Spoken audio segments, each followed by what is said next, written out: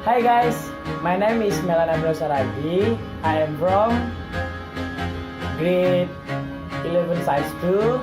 In here now I want to explain about Juvenile.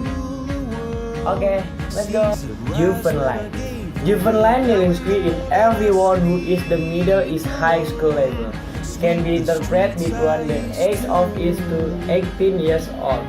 When it is a teenager, everyone wants to learn. I met a Thai now Genius expressed this sort to find that interpret. Unfortunately, not a few of them are influenced is scared of juvenile delinquency. Juvenile delinquency is a different behavior carried out by adults not intended from those who brought to have carried out their negative behavior. Many things are classified in the care of when teenagers little is in the world of Grover.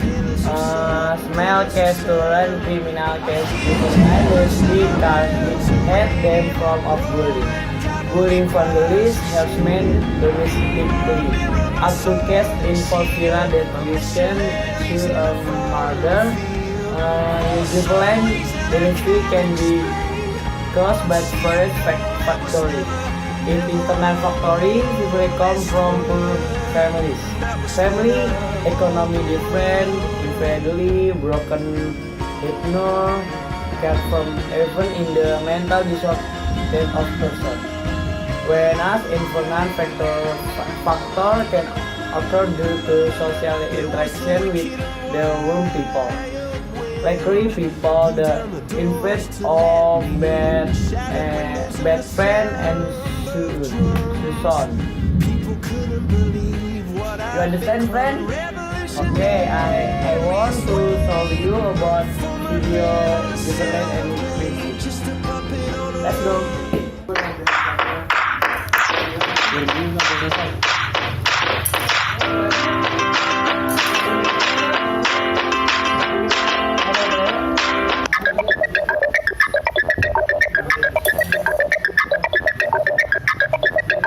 Juvenile delinquency, also known as juvenile offending, is participation in illegal behavior by minors, juveniles, that is individuals younger than the statutory age of majority.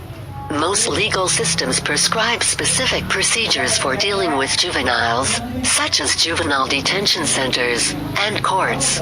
A juvenile delinquent in the United States is a person who is typically below 18, 17 in New York, North Carolina, New Hampshire, and Texas years of age and commits an act that otherwise would have been charged as a crime if they were an adult. Depending on the type and severity of the offense committed, it is possible for people under 18 to be charged and treated as adults. In recent years, a higher proportion of youth have experienced arrests by their early 20s than in the past, although some scholars have concluded this may reflect more aggressive criminal justice and zero-tolerance policies rather than changes in youth behavior. Juvenile crimes can range from status offenses, such as underage smoking. Udah, kerekam kan kalau orang ngomong di sini. Jamur apa mie kan? Kayak lu ntar lu ngomong ngerekam. Jamur apa mie? Mie. Sini gua apa? Mie, gua kira aja mau Mie aja biar makan. kedengeran nih, misalnya gua ngomong. Ya, ntar lu kedengeran. Yuk, rekamnya di kamarnya.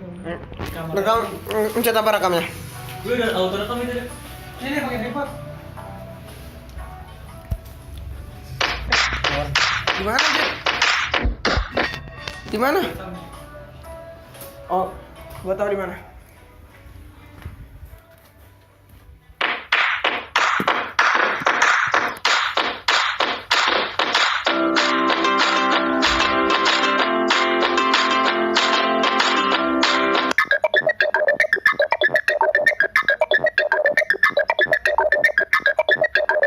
Juvenile delinquency, also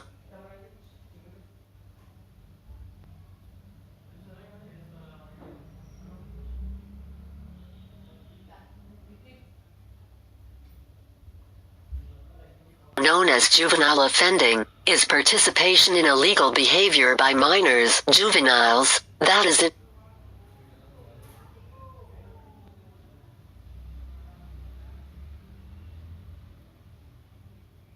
Individuals individuals younger than the statutory age of majority. Most legal systems prescribe specific procedures for dealing with juveniles, such as juvenile detention centers and courts. A juvenile delinquent in the United States is a person who is typically below 18, 17 in New York, North Carolina, New Hampshire, and Texas years of age and commits an act that otherwise would have been charged as a crime if they were an adult. Depending on the type and severity of the offense committed, it is possible for people under 18 to be charged and treated as adults. In recent years, a higher proportion of youth have experienced arrests by their early 20s than in the past, although some scholars have concluded this may reflect more aggressive criminal justice and zero-tolerance policies rather than changes in youth behavior.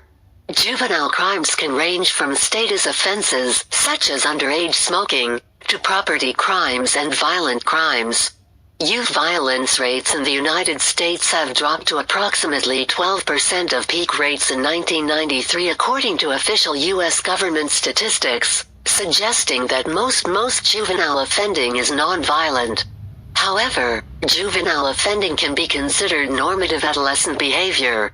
This is because most teens tend to offend by committing non-violent crimes, only once or a few times, and only during adolescence. Repeated and/or violent offending is likely to lead to later and more violent offenses. When this happens, the offender often displayed antisocial behavior even before reaching adolescence. Juvenile delinquency, or offending, can be separated into three categories. 1. Delinquency, crimes committed by minors, which are dealt with by the juvenile courts and justice system. 2. Criminal behavior, crimes dealt with by the criminal justice system. And 3. Status offenses, offenses that are only classified as such because one is a minor, such as truancy, also dealt with by the juvenile courts. According to the developmental research of Moffat, 2006, there are two different types of offenders that emerge in adolescence. One is the repeat offender, referred to as the life course persistent offender, who begins offending or showing antisocial/aggressive behavior in adolescence or even in childhood and continues into adulthood. And the age-specific offender, referred to as the adolescence limited offender, for whom juvenile offending or delinquency begins and ends during their period of adolescence.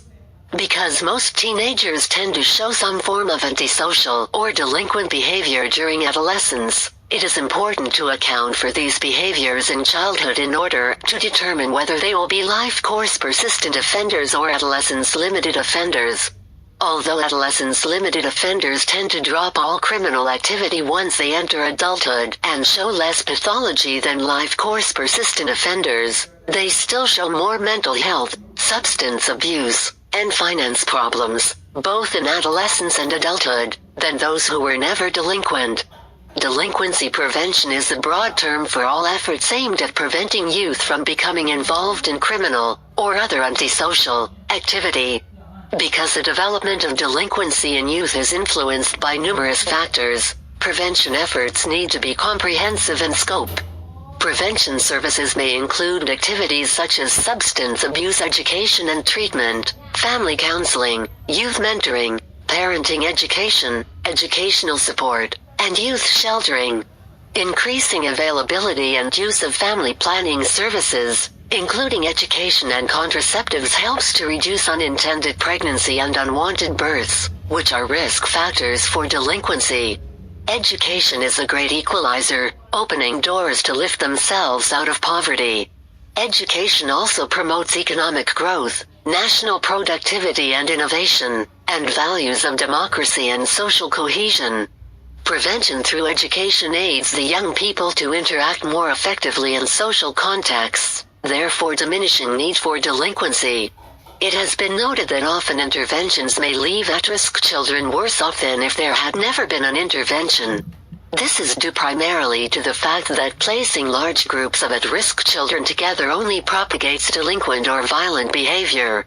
Bad teens get together to talk about the bad things they've done, and it is received by their peers in a positive reinforcing light, promoting the behavior among them. A well-known intervention treatment that has not increased the prevention of juvenile delinquency is the scared straight treatment. The harmful effects of scared straight and bootcamp programs may be attributable to juvenile offenders' vicarious exposure to criminal role models, to the increased resentment engendered in them by confrontational interactions, or both. This suggests that exposure to criminals could create a sense of idealization and defeat the entire purpose of scared straight treatment. Also, this treatment doesn't acknowledge the psychological troubles that the teenager may be experiencing. As mentioned before, peer groups, particularly an association with antisocial peer groups, is one of the biggest predictors of delinquency, and of life course persistent delinquency. The most efficient interventions are those that not only separate at-risk teens from antisocial peers, and place them instead with pro-social ones, but also simultaneously improve their home environment by training parents with appropriate parenting styles. Parenting style being the other large predictor of juvenile delinquency.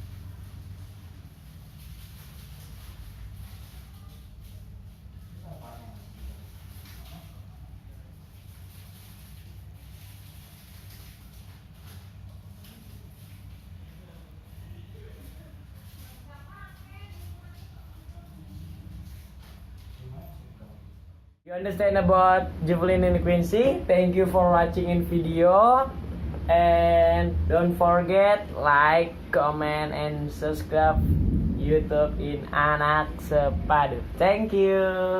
Bye.